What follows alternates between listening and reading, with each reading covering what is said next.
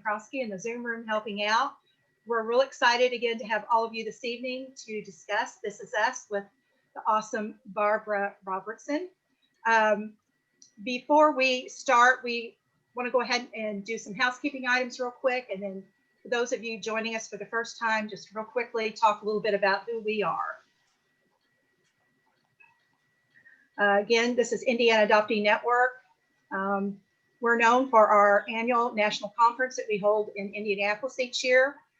We would have been holding our 4th annual conference had it not been for COVID. And we will probably do a virtual one this May. And you can read just there a little bit about us. Also, I wanted to mention tonight, if anybody's interested in receiving a newsletter, please put your email address also in the chat bar, and we'd be happy to send you the newsletter as well.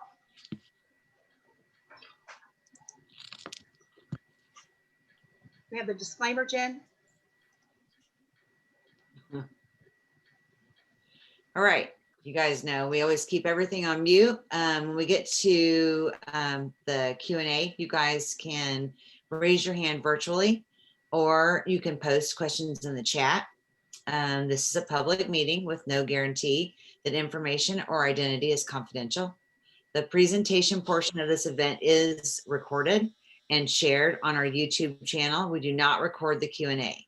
If you're experiencing a serious mental health event or suicidal thoughts, please contact a licensed professional or the National Suicide Hotline at 1-800-273-8255.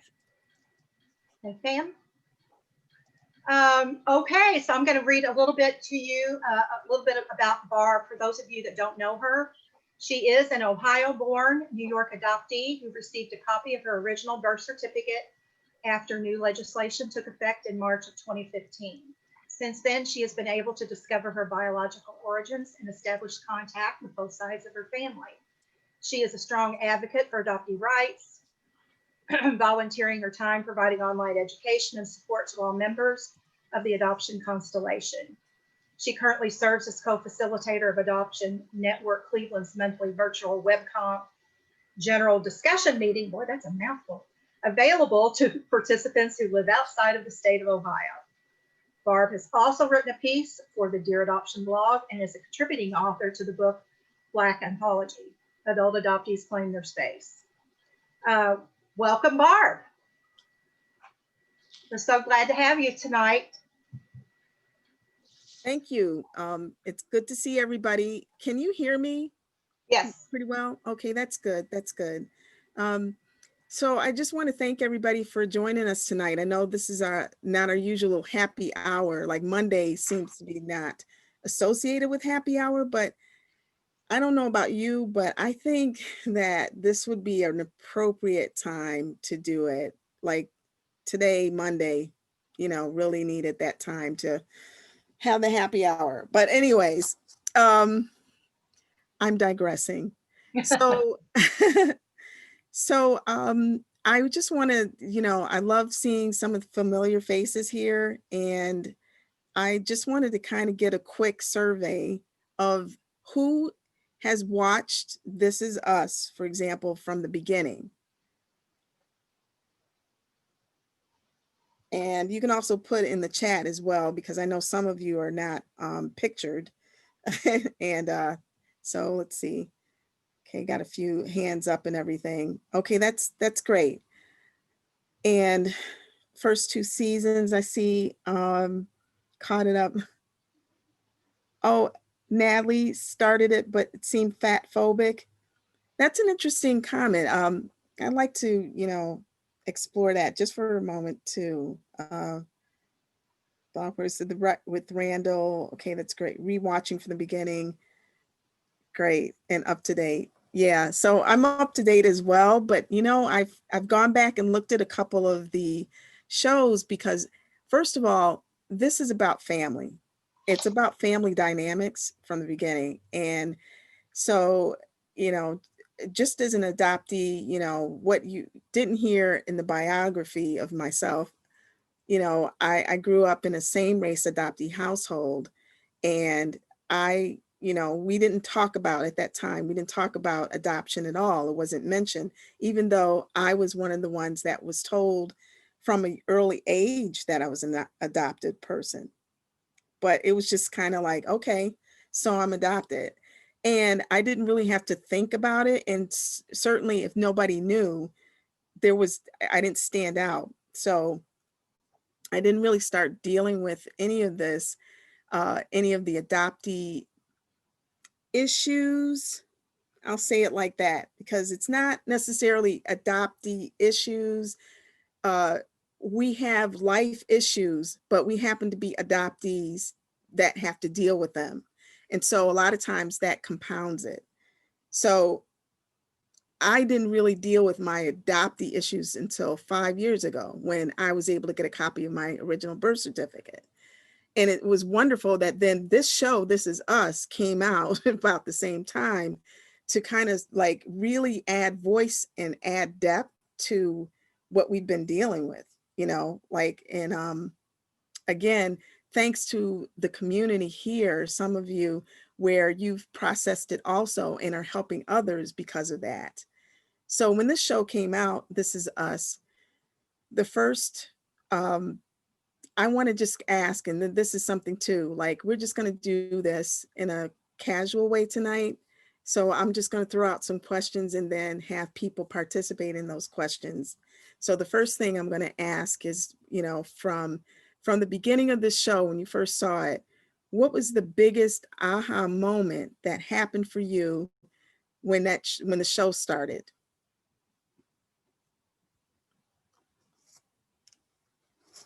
In relation to adoption?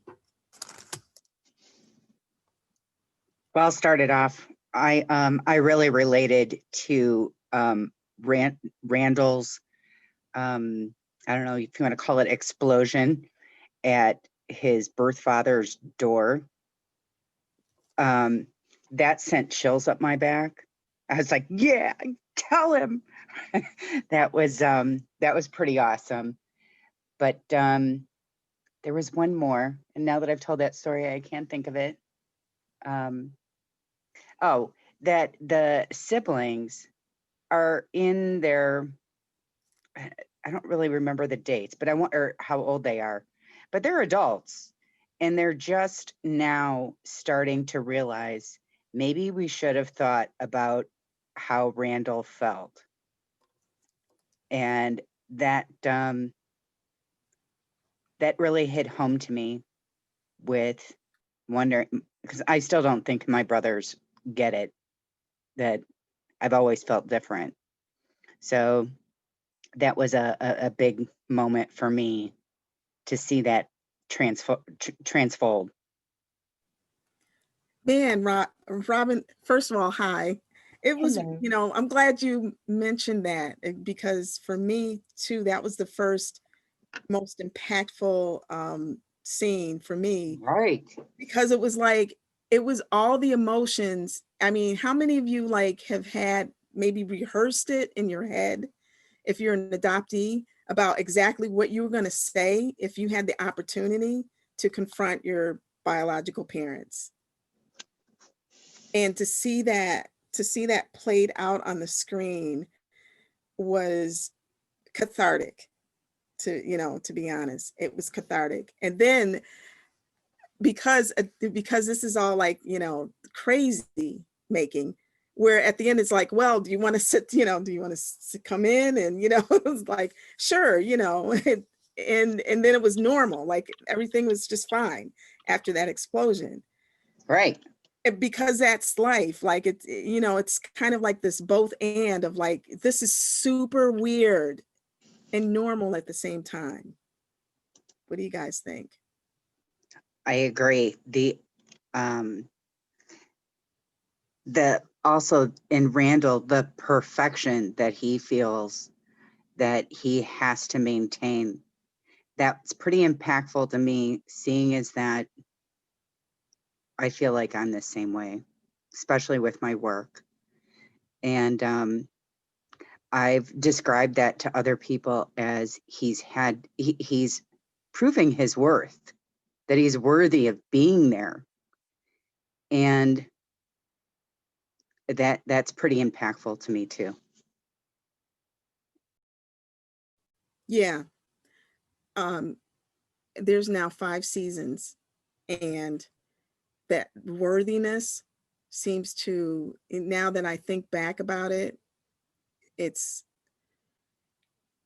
really impactful throughout. Like, it's the thread that's running through each show. And I had to go back and watch the beginning, the first couple of episodes, because I mean, as adoptees, we do that sort of self-consciously. Now, please contradict me if you didn't, but just that proof that, hey, I'm worthy to exist. You know, look, let me show you the ways in which I can prove to you that my life, that I can be of service to you. I can be good for you. And I feel like And that. Barbara, Mhm. I'm sorry, and seeing it on the screen like that, for me, with Randall kind of really overachieving and trying to be a perfectionist and people pleaser. And then, with the first episode, when he found his birth father at the very end, I just tried to get everybody I knew to watch it, because I thought, look, wow, this kind of adoptee story is kind of mainstream in this show that's on national, network TV, and I wanted everybody to watch it because I felt like people couldn't relate to me as an adoptee, but maybe they'd relate to this story and get a better feel for the stuff, that we try and talk about, or the things that we try and go through. And I just remember telling everybody, you've got to watch the story. You've got to watch the story. And now, as it's gone on, like you said, through several seasons, I'm hearing more things like, oh, I'm so tired of Randall. He's such a whiner. And why can't he just be thankful and happy? But those are the non-adoptees, right? And so I don't know. I've related to it throughout all seasons and try to get people on board to kind of, maybe it would help them get it, how we relate. I agree, Lauren. And I also have found, I just was horrified that people have that opinion about Randall. And it really came out with this last season, the first show, because it did focus a lot on Randall, and then it flashed back to his biological father. But yeah, the fact that people thought he was whining and all of that was just, it was like, what the cognitive dissonance between how we live as adoptees and how people perceive us as adoptees. I think that kind of hit home for me too. And and then second, oh, sorry. Oh no, that's okay. And the two siblings, I just want to say her real name now, but and they're having difficulty understanding him. And I think he's coming from that place of adoption and starting to come out of the fog. And I just want everybody around me, like my husband doesn't watch it. He says it's too, I don't know, he just doesn't watch it. But, I have friends that watch it, and I just start gushing after every show. Did you get that? Did you, about the adopt part of it? And if they're not adoptees, or if they don't, they don't really get it, but some of them do. And it's been helpful for me to feel more, I don't know, normal, because other people are watching it unfold with somebody else besides just me and my feelings. So I've been a fan of the show for that reason. That's one of the reasons. Yeah, and also just kind of having that, like, it gives us adoptees kind of the voice to say, see, this is what I meant. Like, this is what I've been trying to tell you, tell everyone, this is what it's like. Another strong theme in there, and that Robin touched on it. And then I think you did say that, Lorraine, but the siblings and the fact that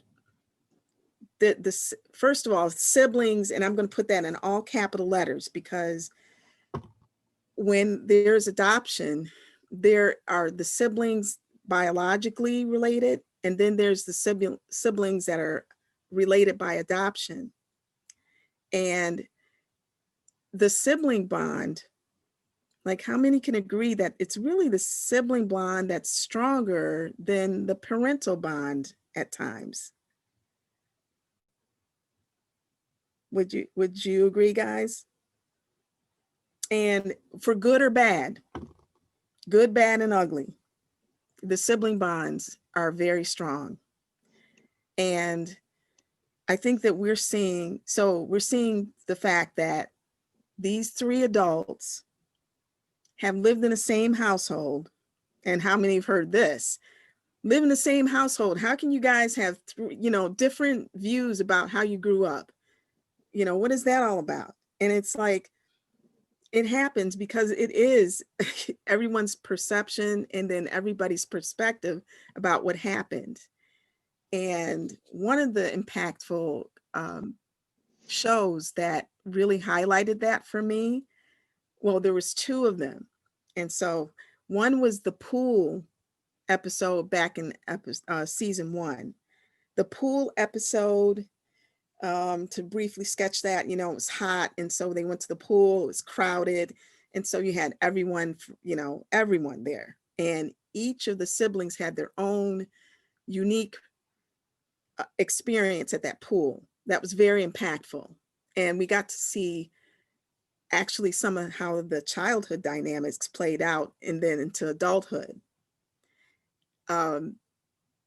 So then there's that pool scene. And then it was the scene with when they were in therapy, when Kevin was in therapy. And so the siblings were gathered with Rebecca to discuss Kevin's addiction.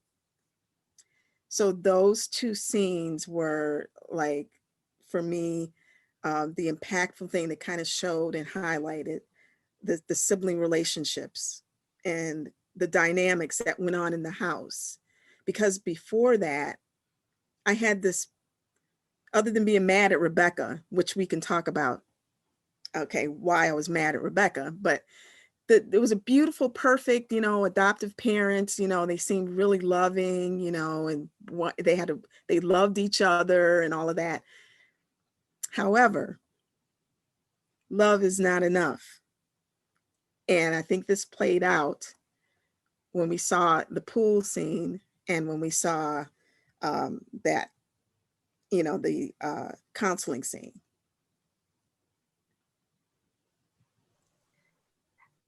And I'm not sure, feel free to comment on this one. Lori, I think you're saying something, but I can't hear you. Oh, can you hear me now? Oh, yeah. Oh, okay. Now that's exactly when you were talking about the sibling dynamics and the lens.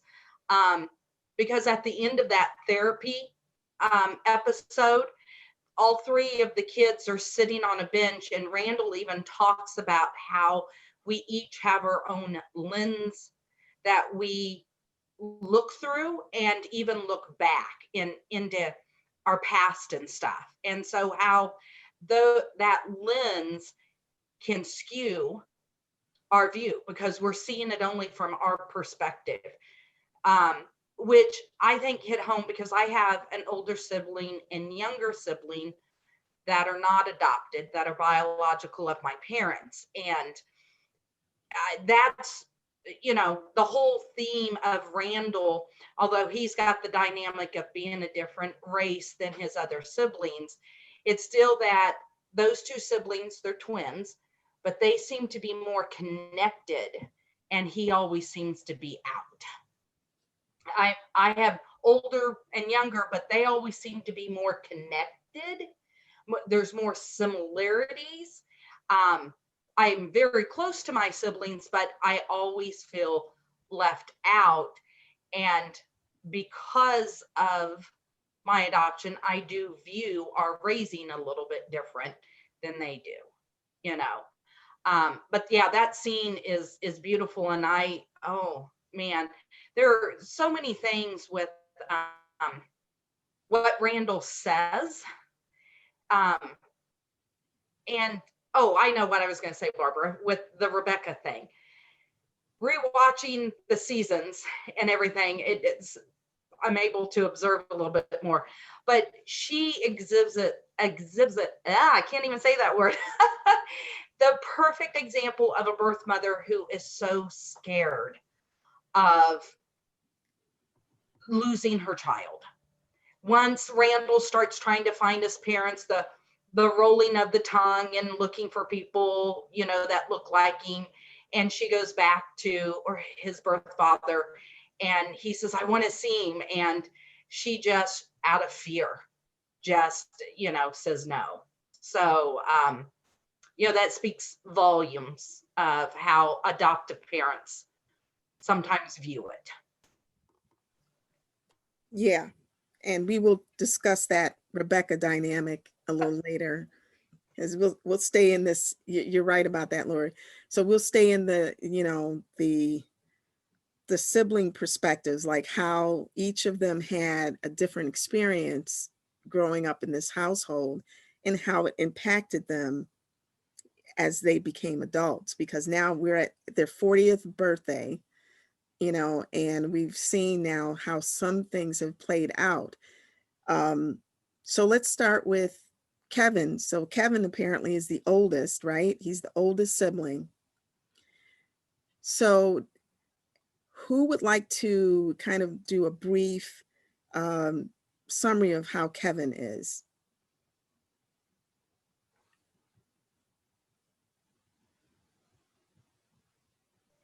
I'll jump in and do Kevin. Uh-huh.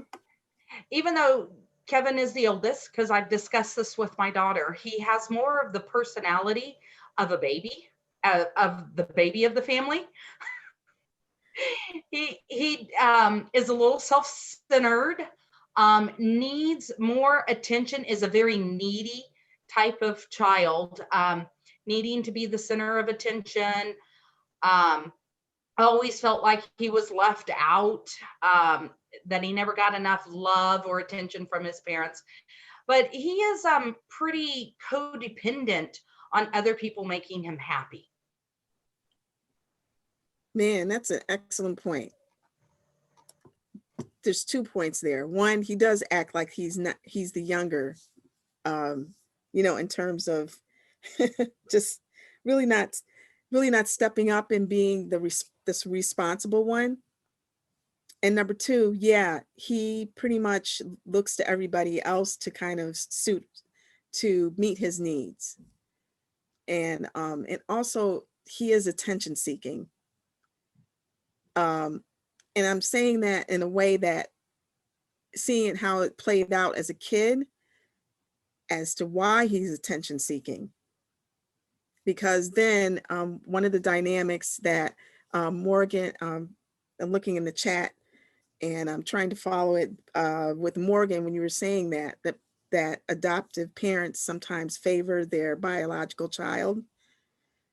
You know, in Kevin's case, I'd like to say that that didn't quite happen in this family. And then that was another interesting thing. I don't think it happened. But again, the therapy session proved why that was the truth. And we didn't talk about the therapy session where Rebecca basically blurted out that she said that Randall was easier.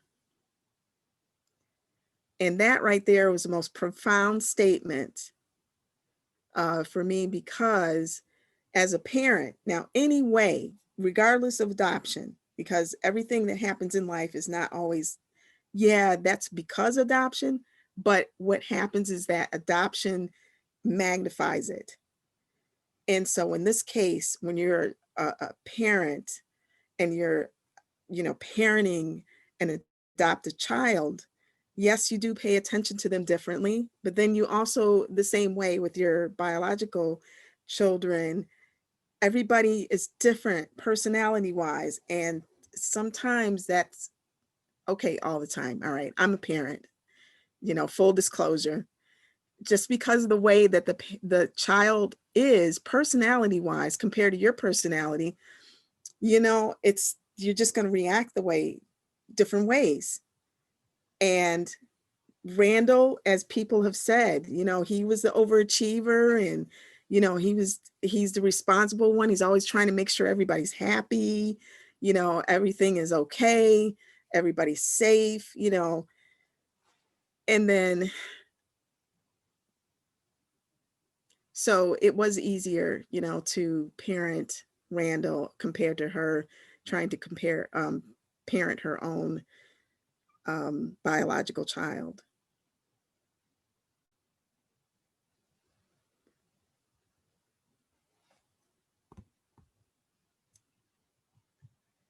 I'm pausing because I know it's not Stephen, it's Marilyn. Marilyn, I'm seeing you. And you said something in the chat, which now that other people have commented, it's like scrolled past, but do you mind? Can you speak out what you had said? Okay, yeah, I started using my husband's Zoom account and it immediately changed my name to Steve. So that's my new name, adopted name, I guess. From the episode this past time, wouldn't Randall be considered the true oldest? Because they figured that his mother, his birth mother, had given birth at the nighttime before the kids, the other two kids, or three, the one that died too, were born. And he has always, I think, taken on the role of the oldest, the responsible one, watching out for people, taking care of his siblings. So it's kind of interesting seeing that dynamic. Yeah, you're absolutely right. That is exactly what happened, is that he, fell into, like naturally fell into the role of not only being responsible because he was adopted, so in that position, but then also because, biologically, that he was older than they were. Mhm. And I don't know, like, does anybody think about like how, do you think that the family kind of made Randall the way that he was, or do you feel like he was already coming into the family the way that he was? The old nature versus nurture. Yes, nature versus nurture. Uh-huh. Yeah. Hey, it just dawned on me, they all celebrate the three of them, their birthdays together. And that's not really Randall's birthday. He just Right. has to conform to their birthday. Mhm. It was very profound when he said in this last episode, I don't even really know when my birthday is. I Yeah. mean, it was, the writers on this show really are amazing, because that was like, yeah, he does not know, but I bet you he's going to find out. Yeah. Uh-huh. But anyway, but yeah, that was really something. Yeah. They all celebrate, but he doesn't know when he really truly was born. Yeah. Yeah. Good point. That's a good point. Well, and with most adoptees, there's a lot of that question, how much birth order really plays in, especially, I was first born of my birth mother, but I was brought into a family where I'm the middle child. My brother was already born. So am I truly a firstborn, or am I a middle child? I have personality traits that people who don't know me would think that I'm a firstborn, but then I have other personality traits of a middle child, of always being the negotiator, and trying to keep the peace and everything. But, a lot of adoptees would have that, whether they're the oldest child being brought in of multiple adoptees, or a family that already has children of their own. How much of, and again, that goes back to nurture versus nature. Mm-hmm. Yeah. Well, I'm going to tell you, like right now, that nature versus nurture is, as I'm processing my own, adoption and reunion, I'm actually seeing how the nature versus nurture is playing out. So I went from not knowing anything about the nature part and really having a struggle with that, to now, seeing how the nature plays out, and then, trying to reclaim some of that, actually, because then, like you said, Lori, you went from a family where, you're the oldest, and then in your adopted family, then you weren't. but then actually you still have traits of being the firstborn, and it's like inherent in you. Mhm. So it's like the same way I'm experiencing getting to realize that there's some nature parts of me that are making better sense than the nurture part. Mhm. Mhm. So, so I'm happy. It's like confusing, but then also happy to be here in this particular journey of my life right now, because, it helps to make all that confusion, make more sense. I don't know how many of you guys can relate to that, that your life makes a little better sense if you do have some familiarity with your biological origins. You guys really got me thinking tonight, because I am the oldest biologically, but I am the youngest in my adoptive family. Oh. And I want to be spoiled like the baby, but I am bossy like the oldest. I am such a mixture of the two. It's funny. Yeah. I have a recommendation. I don't know if anyone has heard of Kevin Leman. Kevin Leman is usually a Christian, he's a Christian author, but what he's done, he's written books about, I think you'll know, like, you'll have a new teenager by Friday. I think he's written that book, but he's also written books about birth order. And actually that really helped me and this was before I even knew what birth order I was in, that I didn't know I had siblings. That's when I read his books. But it was fascinating to me to find out about the roles that people play in their families, and that depending on what order they were in, it does lend itself. Like the youngest, they were always the life of the party, always wanted got the attention, and they tend to be, yeah, they tend to be artists and, people in the arts, as opposed to the older one. They're the responsible one, the serious one, so this the book, Kevin, I'll put it in the chat, but it was very helpful to learn about birth order and the significance of that. So there's a couple of comments I'm going to just read. See, Anne, you said you're the oldest in your adopted family. Your first dad, 3 kids, but your first parents married after you were born, and you have 2 younger full siblings. Wow. Wow. So you're the oldest, and then you're the youngest on one side, and then you're the oldest biologically. And then there were others that made comments similar to that. Was firstborn but raised as the youngest. I was firstborn but raised as an only. And sometimes actually the only is kind of like an older sibling. And the interesting thing about siblingship was that once I did connect with my biological sister, that those feelings of like protectiveness, I had no idea. Like they just came up. Like I'm like, ain't nobody gonna mess with my sister, It's like, wait, I have no idea what it's like to be a sibling. At least so I thought. And so how many of you guys can relate to that kind of thing? Like kind of having that paradigm shift happening?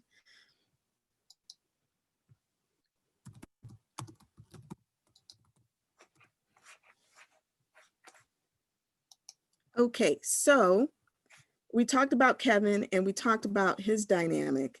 So then there's Kate. So what about Kate and her sibling dynamic in this family? Yeah. Oh, and I wanted to get back to, speaking of Kate, there was someone who made the comment about the fat phobia part in this. Would you like to kind of expand on that a little bit? That was one of the reasons you thought maybe that you didn't want to look at this show? Or if you like. It's okay if you don't. Just let me know in the chat.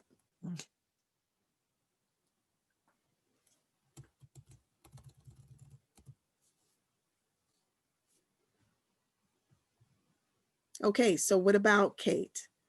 Besides that, she is overweight and she's dealing with that. Have we even gotten to like why she's that way or whether it mattered? Does it matter in the series at all? Have they even touched upon it? Do you mind? Is it all right if I say something? No, I think, please. As a matter of fact, you know, when something- until you said that, I never thought about this, but you know, and I don't want to be a spoiler. This is no spoiler alert. I don't want to tell what people, but the very last episode, something happened when she was a teenager. And I'm going to guess that whatever happened, and we don't know yet, it can go probably two ways. So we'll have to see what they do with that. But I wonder, I'm going to say that somehow that precipitated the weight gain and the compensation, what we know kind of about that. And I hope I'm okay to ask this because I'm a birth mother, not an adoptee, but how do you feel her relationship with Randall? Do you think that because they're going to adopt, that she has not really looked into the sensitivity toward Randall, how he would feel about that? Because it looks like that's what's going to happen. Of course, you never know with This Is Us. They always have kind of like, you know, they kind of can take you all in a different direction. But in terms of her relationship with Randall and kind of not even acknowledging, because she sees the pain that he's gone through and the confusion and the identity issues, and yet it doesn't seem to affect her and her husband in their pursuit of this young woman's baby. I'm just going to jump in real quick. This is Kevin. It's great to hear everyone and see everyone. I think for me, one of the real keys for me over the series, and I've watched every episode at least twice, if not 3 times, because I have to watch it the first time carefully, the second time for context, and the third time I might be able to enjoy the acting. So I have to be very careful with the show, as I do with a lot of media. But I think for me, one of the things that's a recurring slice of this is each one, including the mom, the dad, and now the siblings, there's this enormous amount of what we can phrase as denial with the adoptee. So for Randall, it's really the fog. Now I'm looking at Kate, and one of the most interesting things I think about these last couple episodes, or I think maybe the last one, is Kate and Kevin. Now you can see them breaking through their individual denial, their individual, I would say, veneers.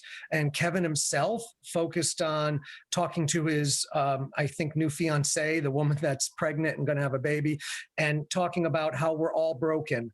But it's just been this entire peeling away of the onion and peeling away of the layers. Now, I think that the one piece you're mentioning with Kate is really interesting, which is, I believe, without any spoilers, in case anybody would care too much, that she was, and this was in a past episode, she was sexually assaulted by her boyfriend. I think that's a past piece. What we didn't know was what happened after that sexual assault, and what we're now learning is there were what I term, and what I think is now termed as, the compounding traumas. So we are now seeing, I think it's coming into fruition, and it's never been mentioned this way. Randall isn't just an adoptee, right? Randall was, is experiencing multiple compounding traumas. So now Kevin has too. I think with Kate, many people I know, and I've talked about it with my wife and my family, are frustrated. We get, more or less frustrated with Kate at times. And that's the character we least want to be. All of us have said, which character would you want to be? Kevin or Dad or Mom, Rebecca. But she's the least. And I think one of the pieces I've really identified is the denial seems so compounded. The traumas seem so compounded. And I think now we're starting to learn that.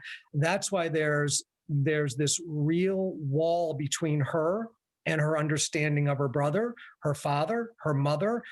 And we're finding it's a real deep, deep lack of understanding of her own self and her own ability to even move from where she was when she was young. She's been stuck since she was young. I think Randall's been stuck since she was young. And now we're seeing Kevin has been stuck since he was very young. We're seeing this over and over again, how hard it is to break through the patterns of denial, of the fog, however we want to call it. And I think that's hopefully where the complexity is going to more or less be able to hopefully reconcile all that brokenness with some form of either reconciliation or individual healing. It's been awfully painful to watch the show for me. I mean, really devastatingly painful at times. But I don't do it in isolation. I do it with my wife, and then I talk with other adoptees and other people about it to make sure I'm safe in reflecting on that. But that's my view on it with Kate, is that she's not the most damaged. She's probably as equally damaged, but she is almost the last one to really be grappling with the layers of denial. And I think that's what we're seeing right now with the newest predicament that she finds herself in. I agree with you, Kevin, on that. But don't you think her thing to always fall back on is the food? And that started back with her mother, with Rebecca. And whenever she wasn't feeling enough or wasn't feeling right, she would just fall back on the food. Now with Kevin, it was always being the star of something, being the best at something, and he did that until he couldn't, and that's when the addiction started. And the same thing with Randall. He always could be the best at everything, his job, the best dad, the best at everything, until he lost his job, and all of that was because of all the other trauma he was going through. But I mean, for Kate, it's the food, and that hasn't been disrupted for her. She's always been able to fall back on that, and she still can. And she's still even able to get pregnant, which surprises me that the show did that, because that's a really difficult thing, to be pregnant and carry through with a pregnancy like that. But can I respond quick? That's the one thing. Just to respond quickly to that, I don't disagree. The food is always the symptom, right? We know a lot of these are symptoms rather than core. And what I think of when I think of her as the core, the best way for me to put it, of course, is that she's a people pleaser, and she's always trying to, but I always want to say, that's Katie girl. That's Katie girl. Remember, her dad always said, hey, Katie girl, hey, Katie girl, hey, Katie girl. Her mother calls her Bug, which I still haven't been able to figure out why that nickname came up. But, there's this whole thing of Katie girl's perfect. Katie girl can do this. And the way she always gets around trying to navigate life is by people pleasing or by caretaking. So her big thing is she tries to take care of Kevin. She tries to take care of Toby. And when she finds herself in the place where she doesn't have anyone to take care of, and I think that's why the baby now is a real element here, that's when she falls back on the food. The food is only a symptom of what's happening, just like drug abuse is a symptom. And, we know there's a lot of different pieces like, but I agree completely. The food is definitely her main symptom, the main, way of seeing the inner turmoil. But the inner turmoil, I think, is yet to be seen. Yep. I was really thinking about what Barbara said. Like, I was shocked that Kate, after talking to Randall and bringing up race with him for the first time, was like, I'm going to go adopt a kid now.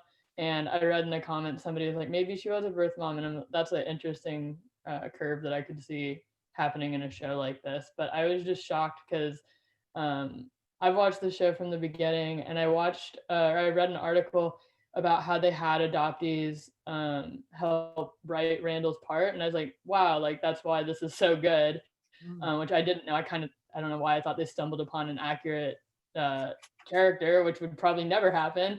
But I was like super surprised that they did that. And then I read an article that I think one of the writers passed away or committed suicide. And then in this season, I think it's the first content they've pushed out since I read that, And I was kind of shocked that they have Kate adopting, or at least strongly pursuing it, and not even talking to Randall after she had just consulted him about what it might be like to be his identity. So I'm hoping they do a 180, you know, and make it a learning component instead of pushing the positive adoption narrative, but we'll see. Yeah. Yeah, that was, first of all, that Kate, talking about Kate, or Katie girl, as Kevin has emphasized. Yeah, she definitely is stuck, or all three of them are stuck, like in their trauma, like at the age in which it was most profound for them. So for her, she's still stuck in Katie girl, because if everybody remembers from watching the show, she blames herself for her dad's death. Mm-hmm. And there was a good reason for that, because he had to go back and get her pet. I think that's what her dog or something, right? And went back into the fire. So she blamed herself for her dad's death. Now, initially, I thought that that was the reason why she gained the weight. But then as I looked at the other episodes too, you know, the fact that her mother from a while, like when she was little, always saw her as fat and was always talking about her weight. So it's kind of, and then for her looking at her mother, who she saw as perfect, you know, in everything, right? There was even an episode where she was looking at like how, you know, I think it was the pool episode, because that pool episode, I gotta tell you, so much came out of that. And she was looking at the tag, like, you know, her shirt, you know, was like extra large and her mom was like a small, you know. I can relate to that.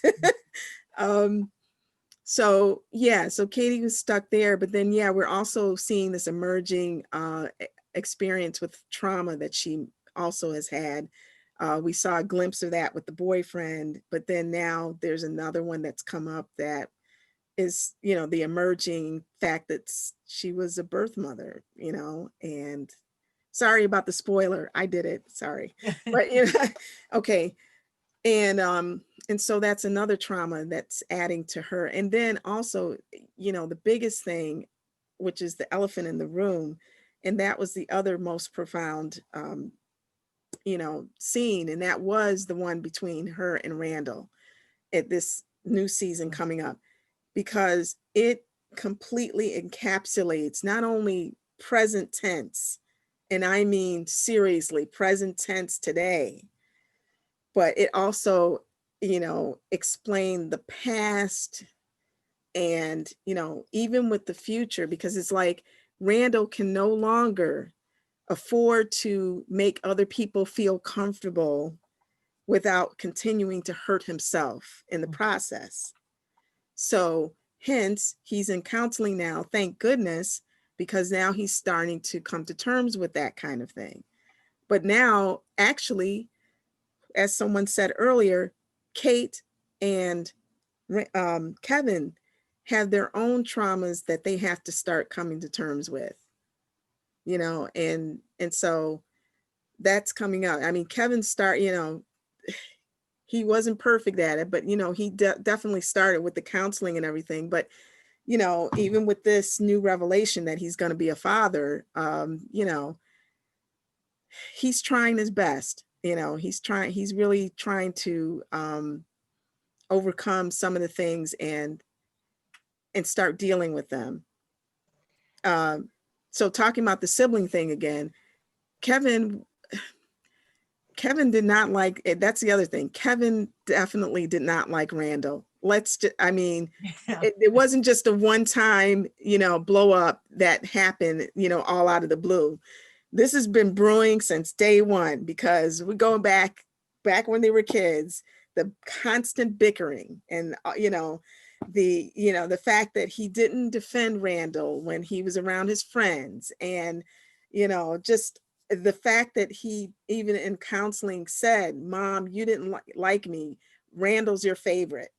And it's like, it was so clear about his resentment about all of that. And then, oh, again, the pool scene in which we saw his beloved dad, you know, Jack, he's trying to like tell him, hey, Dad, look at me, literally, look at me, look at me. And Jack was not even paying attention. And, you know, Kevin almost drowned in that episode. And I'm going to be honest, I'm like with Kevin, I had to relook at that. And it didn't register with me the first time that he almost drowned in that episode.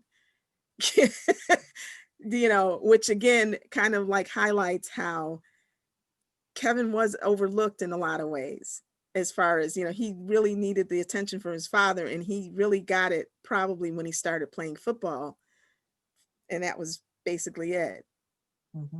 Well, Barbara, one interesting fact going back to Kate, since I'm re-watching the episodes, there was an episode in season 2 where Kate and who is Kevin's current fiance, I can't remember her name, but she was in the weight loss group with Kate and Toby, but she's a eater and purger, bulimia and anorexia and stuff. But her and Kate were talking, and Kate shared a story to where when she was in high school, I think a sophomore, she lost all this weight. It was when her and her mom, when Kate and Rebecca went out to look for a dress, and she actually tried on a smaller size dress, but came out and told her mom it didn't fit. And she told, I'm trying to remember her name. Madison, thank you. Madison. She was telling Madison, here I'd lost all this weight and I thought that that would make me happy, but I wasn't used to seeing something that good or hearing positive. I was used to the negative self-talk, and it was uncomfortable not to have that negative self-talk. So losing that weight, she was uncomfortable with, and she went back to eating and gaining the weight back. But to me, it's about all 3 of the children trying to find their identity. You know, Kate's identity was so wrapped up in her weight that even when it was a positive, she didn't know how to deal with it. And his identity is so wrapped up into his attention getting, he doesn't know who he is without everyone looking at him. And Randall's identity is so splintered because of being a mixed race adoption, being a foundling. I mean, he's not just an adoptee, he's a foundling. I mean, his identity is really just splintered all over the place. So it just made me think of Kate. She's never been able to get past the food because she doesn't know who she is when she isn't in the food and using it. Does that make sense? Yeah. Wow. So yeah, that is a lot, you know. Yeah, her discomfort with being, but like not hearing the positive, you know, and that could lead to the fact that, you know, she's still, as what said in the chat about the pre-verbal kind of like, I love that. Did it occur to anyone that Kevin was an inconsolable baby because he was in mourning for his brother who died at birth? Wow, that is really profound, you know, because the 3 of them were sharing a womb. So what was their positioning, you know, and the fact that they, you know, that they had to know that that 3rd sibling was missing afterwards. And then, you know, as Bruce, you said, all pre-verbal implicit memory, hard to work with, but almost impossible with just talk therapy. Yeah, I think that's where EMDR can help with that. And please also let us know if there's another intervention that can help bring out the pre-verbal memories, or if even someone on this call has had an experience with, you know, tapping into that pre-verbal memories that's helped them in their, you know, therapy if they've had to do that, you know. It's a lot. And, you know, so yeah, there's some grief there with Kevin, just for a lot of things, because he was not there for his his father's death. He didn't tend to be there. Like, actually, the only time he was there, that was a surprise. No, I'm sorry, I had to take that back. That wasn't the only time that Kevin was there for someone. Kevin was there for Randall when he had his anxiety breakdown, but he also was there for his uncle Nick. Yeah. You know, yeah, which that's going to come back around, because it's like, you know, that whole thing with him and his uncle, that was, I mean, he's stuck in there. That was an interesting dynamic.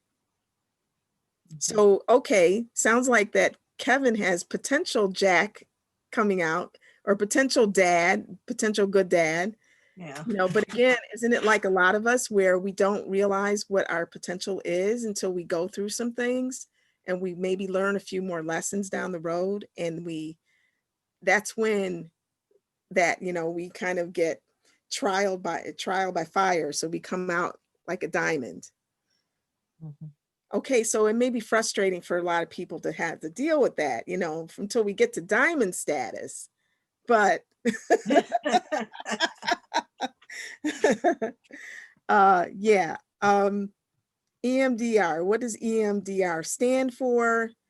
Okay, I'm gonna have to look that up, because I'm so used to saying the initials that Eye movement. it's electromagnetic, yeah, something. I'll put it in the chat.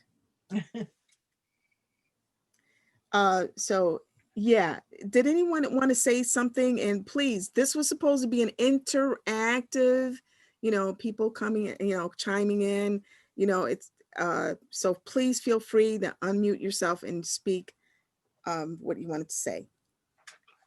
I'm pretty talkative, I'm sorry. It's just my nature. But one of the things, getting back to Kate, because we don't know what the results are going to be. Hopefully the next episode we'll find out more about what happens. So if she had an abortion or she was a birth mother, you know, they flash forward in this show too. They just don't go back in the past. Do you remember the scene? It showed a woman, she looked like a doctor, or she was, you know, she was in some professional, I think she had a white coat on, and she was rushing to a hospital, and she walks into the room where a woman's giving birth, and they said, who are, you know, you're allowed in here, you're supposed to be in here. Oh, that's all right. He's my brother, meaning the father. The brother was the blind son of Kate, all grown up, his wife having a baby, and she says, this is my brother. Now, it can either be through adoption or Kate. I mean, I'm sorry, I'm a writer. I don't want to rewrite the show, but I think she finds her daughter. That I'm going to just say, she finds her daughter. Anyway, I hope that's the way it goes. But I don't know if you remember that particular scene. Yeah. But yeah, so they tantalize you. I mean, it's kind of incredible. Yeah, it is tantalizing, but you know, it's kind of a good example of how we do and we should do in life, because now that this season is here, we're going back to season 1, and I don't know about you, but for me, that did change much of the dynamics now, because you know, we see the fathers. Okay, so remember, the focus was on Jack the father. Yeah. So then now in this season, we're going back to seeing William the father, and what happened prior to Randall being surrendered. And big surprise. Yeah, big so surprise. gut-wrenching. It was gut-wrenching because, you know, we have our preconceived notions. Like, you know, oh yeah, great. Yeah, crack addicted dad. Yeah, he just dropped him off at the fire station. And then we wrote him off, except that time when he came to Rebecca sober and wanted to have a relationship with his son, and Rebecca refused. Yeah. We still got to talk about her. But anyways. May I ask you what you thought about, and I'll shut up after this, I'm sorry, but I love this show so much, and there's so much, you know, layers to it. 3 years ago, the executive producer spoke at our Cub meeting. There was about 100 people there, and she got an earful about why haven't we seen Randall's mother. She's one of the characters we have not seen, and she's stereotyped. She's a druggie. Okay. Well, we find out something very different, and the ending of that particular episode was stunning. And they haven't moved forward with it yet, but I can't wait to see what they do. And the effect that on Randall, that, you know, again, oh my, she was just a druggie, that kind of feeling that that would make your self-esteem feel quite low. And I think that we're going to find out, we could see that she loved that baby very, very much. And I don't know how you all felt about that whole scene, but the executive producer got an earful. I mean, everybody's hands were up. When are we going to see the mother? When are we going to see his mother? And I don't know if they listen to us, but hey, maybe it's just a.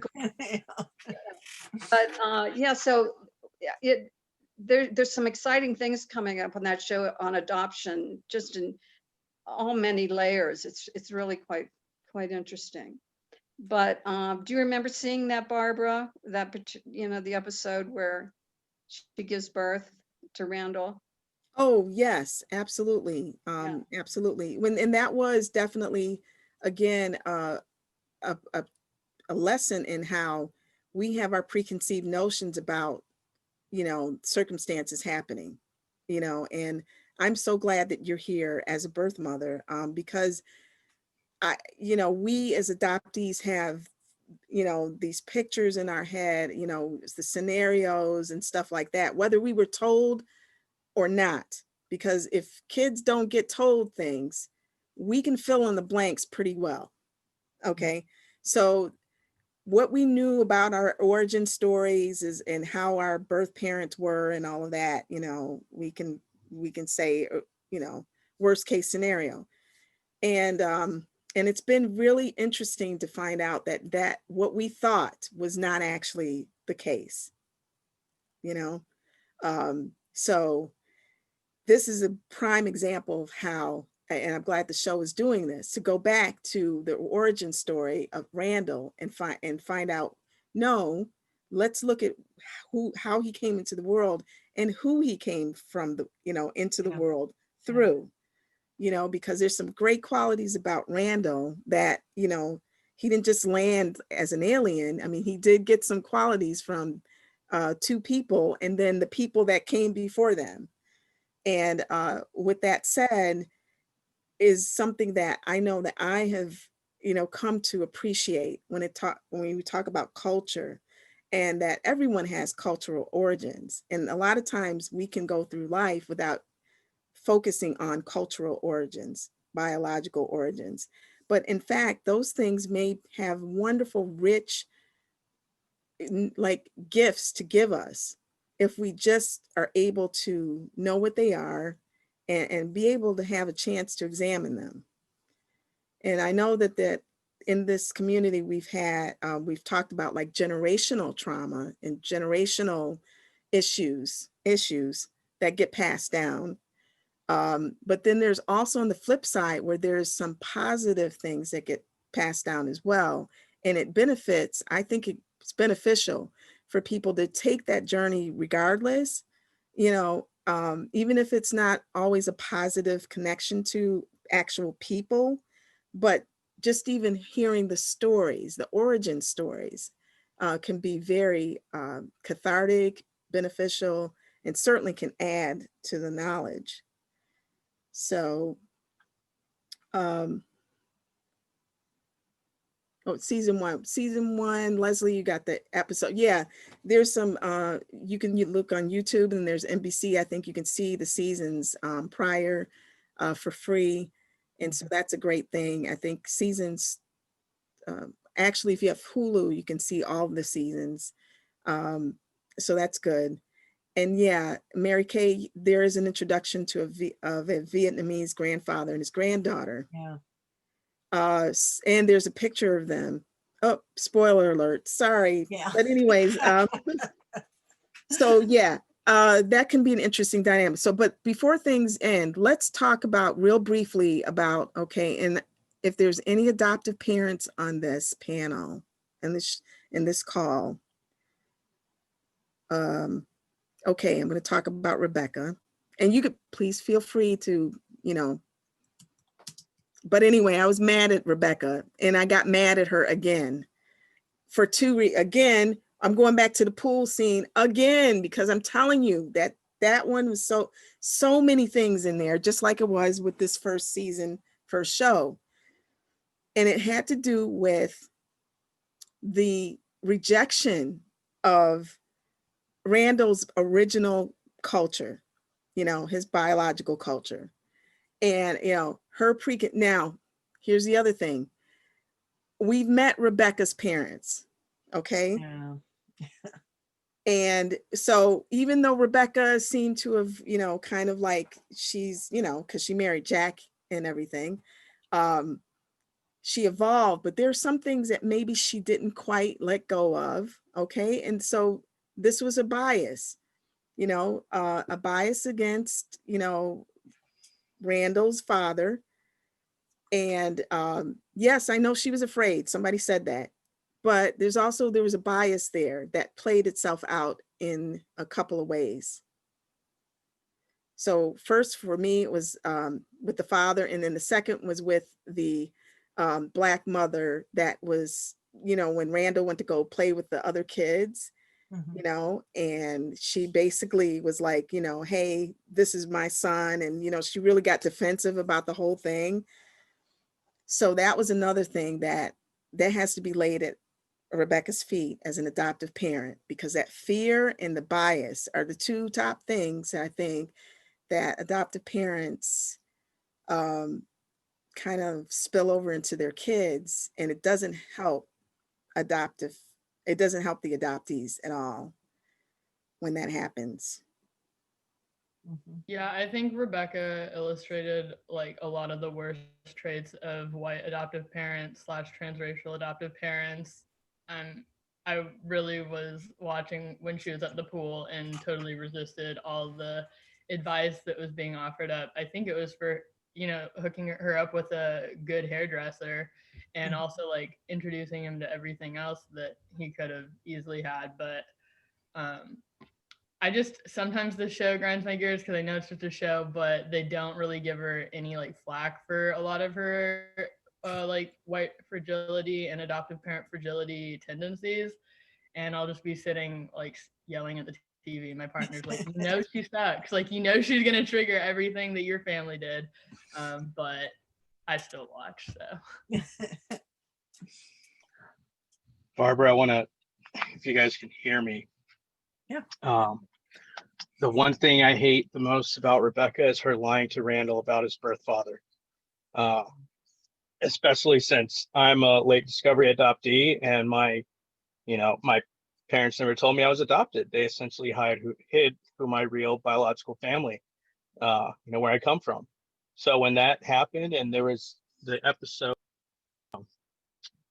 there's the episode where Randall confronts her, or she finally tells him, I was so upset that he wasn't as mad as he should have been.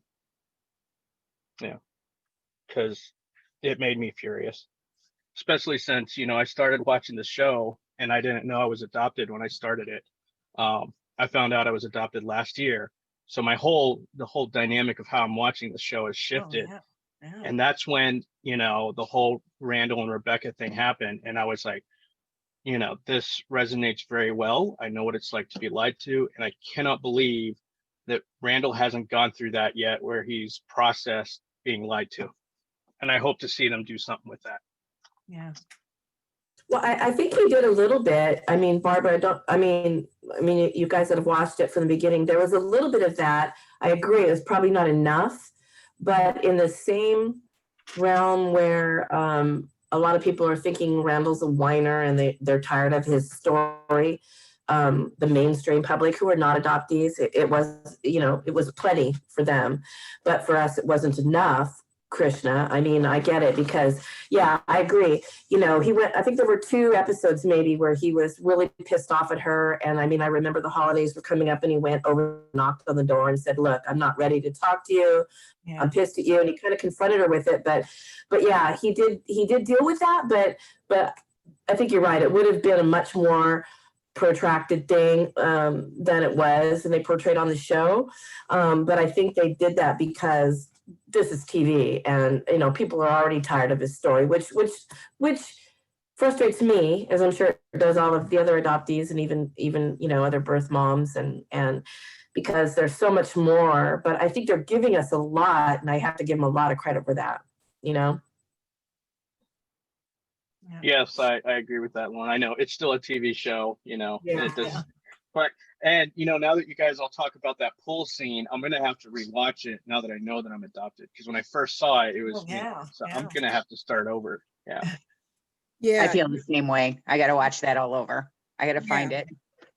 I have to watch it all over too, because there's, you know, even just a couple of scenes that I looked at, you know, for the purposes of this talk tonight. It was like, wait a minute. I got something else out of it that I'm like, Yeah. I didn't see. And it's like, wow, you know, and the thing about this show and why you know, people can be fans of many shows, but I'm a fan of the show because there is adoptee, like from the get-go, there was adoptee like consultancy in this from the beginning. So and so this is like they didn't do anything without at least hearing from, you know, an adoptee with the way that things have played out. And it really, you know, is a testament to, for them doing that the show is so good. It's such a good, so much in it. And it's not just, and it's just so much in all of it. And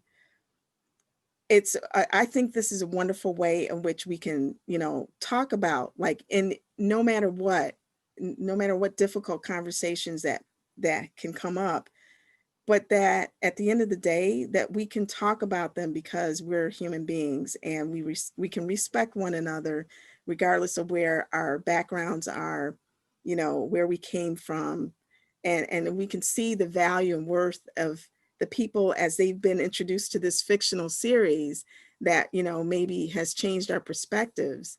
And it's been such a rich experience to look at this show, and I am enjoying processing it with you. And so thank you so much, everyone, for doing this. And, you know, for all of you, I hope that you got a chance to, you know, to get something out of it, and that you've enjoyed this time that we had tonight. And I'm going to turn it back over to Marcie. Yes, thank you. Thank you so much, Barb. Yeah, that was great. I appreciate everyone's input on the show. I'm a big fan myself. I will have to admit I am behind, and I'm just going to start over from fresh though. I've got some favorite scenes as well, but it is really a great show, and it's wonderful that we have this place that we can all come to and share our thoughts and our opinions on the show. With that, Pam, did you take yourself off mute? I did. I am off mute. Okay. We're getting close to that time, so we're going to go ahead and wind it down. I know Pam's got a few comments that she would like to make in closing, and then we're going to talk about our Friday night guest. Thanks again, Barb. Well, I'm glad everybody joined us tonight, because I think that it's one of the first, I think, real shows for all of us, you know, to watch. And I know about you guys, but I think we've all talked about, you know, watching and crying. I think that first season, I was like, you know, like, I really felt like I was turned inside out after each show, you know? So I think for all of us, and even for adopted parents and birth parents, it's all starting with loss, and working through each section of that. It's kind of like this road of like rough gravel. You feel like you're drugged down it. But I think hopefully people get over that whining that they think that's what we're doing, you know. But there needs to be more shows like that where, people learn and they understand. So maybe this show will be the one that does that, that's all we can hope for. But, Yeah. That's all we can do is try, right? That's like changing the laws and everything we do, it's baby steps, right? I mean, that's just what we do. But thank you, Barb, for doing this show with us. It was really good. It was really, yeah, it was very good. It was very, very good. And thanks everybody for joining us. Now let's see, I'm going to try and do Jen's job. So we're having Rich on with us. I'm going to try and do a screen share here. See if it'll come up. Can everybody see it? Yeah. There you go. We have Rich Erlob coming on Friday night, and he is going to share some info with us. So hopefully you all will join us, and he will share his wealth of info with us. So hope everybody will come on with us Friday night and hear all of that. Thanks again, everybody, for being on with us and joining us and listening to everything we had to share tonight. And everybody will start over and we'll all give This Is Us a new look. So go ahead, Barb.